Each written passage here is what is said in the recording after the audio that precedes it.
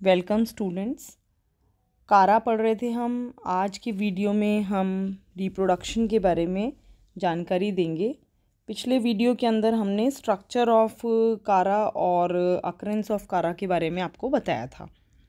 सबसे पहले हम देखते हैं कि कारा में ग्रोथ किस प्रकार से होती है और फिर हम रिप्रोडक्शन के बारे में बात करेंगे।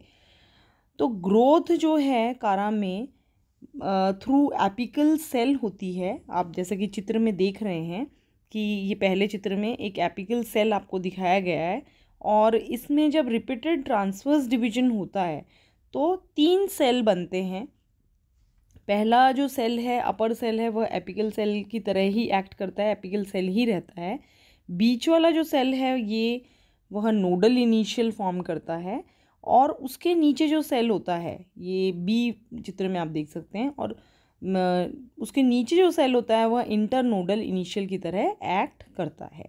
तो इस तरीके से ये ट्रांसवर्स डिवीजन के द्वारा नोडल इनिशियल और इंटरनोडल इनिशियल्स फॉर्म होते हैं।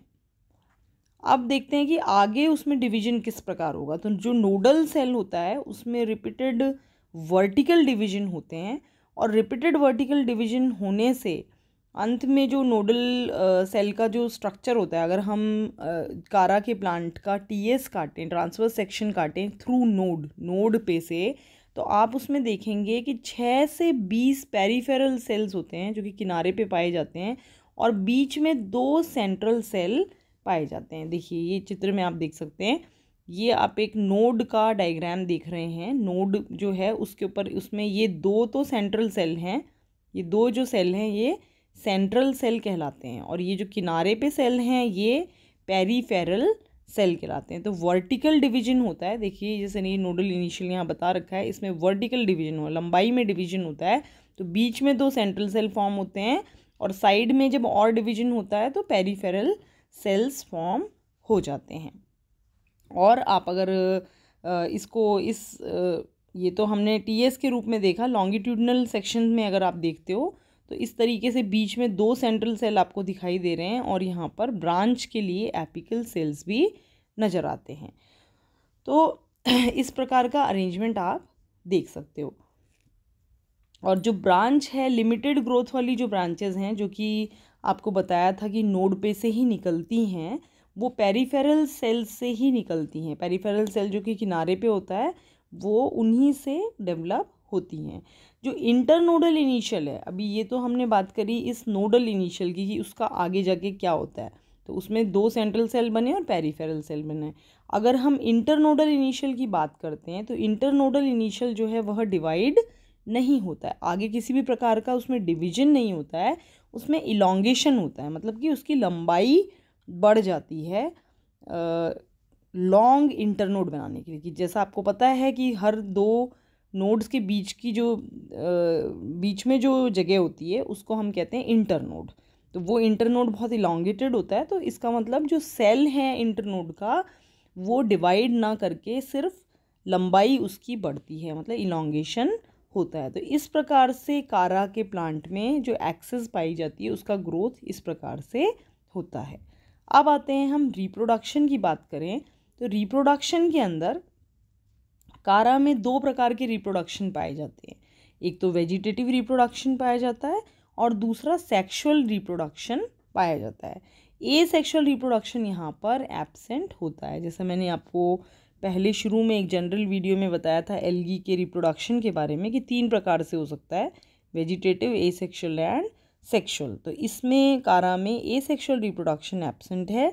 तो सबसे पहले हम वेजिटेटिव टाइप ऑफ रिप्रोडक्शन यहाँ पर बात करेंगे कि वेजिटेटिव टाइप ऑफ रिप्रोडक्शन किस प्रकार से होता है कारा में। तो उसके वेरियस मेथड हैं, 3-4 तरीके हैं कारा में जिससे कि वेजिटेटिव रिप्रोडक्शन हो सकता है। तो सबसे पहला जो तरीका है वह है बल्बिल्स। बल्बिल्स क्या हैं? अब ये स्मॉल ओवल या स्फेरिकल बॉडीज़ हैं, गोल बॉडीज़ बन जाती हैं, गोल आकार का एक स्ट्रक्चर फॉर्म हो जाता है और वो जो है या तो स्टेम पे भी फॉर्म हो सकता है, स्टेम की नोड पे, या रूट नोड्स पे भी फॉर्म हो सकता है। बल्बिल्स जो हैं वो रूट ऑफ, जैसे आप देख सकते हैं कारा एस्पेरा में पाया जाता है, या स्टेम ऑफ कारा बाल्टिका पे पाया जाता है। और अगर ये जब भी डिटैच होता है, मतलब कि प्लांट से जब भी ये स्फेरिकल बॉडी अलग होती है, ये जर्मिनेट होती है और नया प्लांट दे देती है। जैसे कि चित्र में देख सकते हैं हम, ये देखिए आप, ए वाला जो चित्र है ये स्टेम बल्बिल है। इसी प्रकार से ये देखिए रूट के ऊपर भी मिल सकता है, रूट बल्बिल्स बता रखे हैं। तो इस तरीके से ये जो बल्बिल है, ये जो स्फेरिकल बॉडी है, जब ये प्लांट से अलग होती है तो ये प्लांट से अलग होकर नया प्लांट बनाने में सक्षम होती है। सेकंड है अमॉर्फस बल्बिल्स। अमॉर्फस बल्बिल्स क्या हैं? स्मॉल सेल्स हैं और ये एग्रीगेटेड फॉर्म में पाए जाते हैं, मतलब गुच्छे के रूप में पाए जाते हैं नोड्स पे। उनको हम अमॉर्फस बल्बिल कहते हैं। मतलब बहुत सारे बल्बिल्स जो हैं वो एक साथ पाए जाएं तो उनको अमॉर्फस बल्बिल्स कहा जाता है। और उनका साइज़ जो है, जो बल्बिल आपने पहले पढ़ा, फर्स्ट जो बल्बिल पढ़ा, उसके साइज़ से छोटा होता है। और ये फ्रेजाइलिस में पाया जाता है, बाल्टिका में पाया जाता है। और ये भी जब अपने प्लांट से अलग होता है तो नया प्लांट बनाने में सक्षम होता है। ये देखिए, ये अमॉर्फस बल्बिल्स हैं। ये बहुत सारे जो स्फेरिकल बॉडीज़ है, बल्बिल्स हैं, वो एक जगह पे गुच्छे में लगे हुए होते हैं। अब आते हैं हम, तीसरा है इसमें अमाइलम स्टार्स। ये मैंने पहले भी आपको रिप्रोडक्शन के टाइम पे भी बताया है। अमाइलम स्टार क्या है?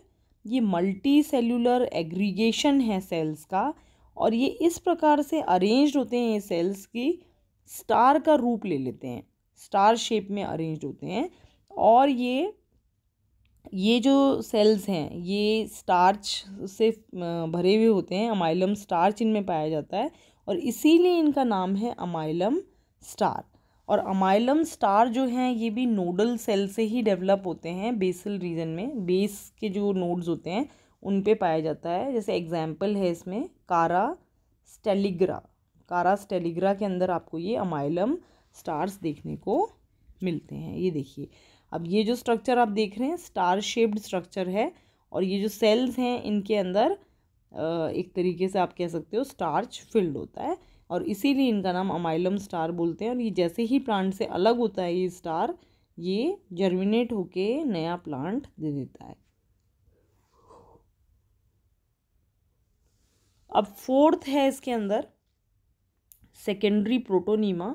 तो सेकेंडरी प्रोटोनीमा जो है ये थ्रेड लाइक स्ट्रक्चर है, और ये प्राइमरी प्रोटोनीमा से या बेसल सेल जो है राइजोइड्स के, उनके बेसल सेल से निकलता है या बनता है, और नया प्लांट देने में ये भी सक्षम होता है। प्रोटोनीमा आपको मैं बताऊंगी भी, जैसे जब जाइगोट वगैरह फॉर्म होता है तब भी नया जब जर्मिनेशन होना होता है, जाइगोट से नया प्लांट को बनना होता है, तो पहले एक स्ट्रक्चर बनता है जिसको हम कहते हैं प्रोटोनीमा।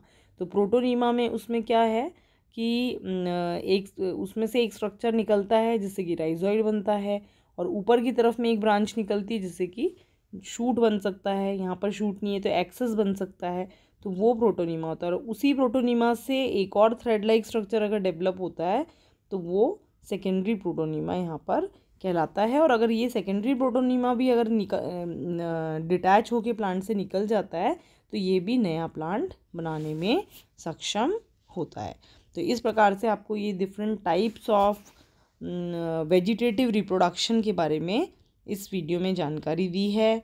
आशा करती हूँ आपको ये समझ में आए होंगे। आप किताब से भी इसको पढ़िए।